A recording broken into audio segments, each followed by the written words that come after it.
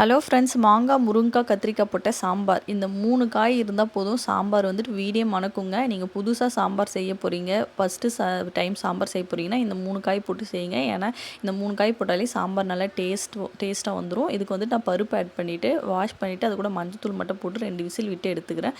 ஒரு கடாயில் தாளிப்புக்கு வந்துட்டு எண்ணெய், கடுகு, வெங்காயம், கருவேப்பிலை, ஒரு பச்சை மிளகாய் ஃப்ளேவருக்காக ஆட் பண்ணிவிட்டு 2 பழுத்த தக்காளி ஆட் பண்ணிவிட்டு உப்பு தேவையான அளவு போட்டுட்டு நல்லா வதக்கி விட்டுருங்க. உப்பு போடும்போது காய்கறிகள்லாம் வந்து சீக்கிரமாக வதங்கிடும். நான் வந்துட்டு கத்திரிக்காய், முருங்கைக்காய் மட்டும் இதில் ஆட் பண்ணியிருக்கேன். லாஸ்ட்டாக மாங்காய் ஆட் பண்ணியிருப்பேன். ஏன்னா மாங்காய் ஃபஸ்ட்லேயே ஆட் பண்ணிங்கன்னா குழஞ்சிரும், நல்லா இருக்காது, புளிப்பு தன்மை கொடுத்துரும்.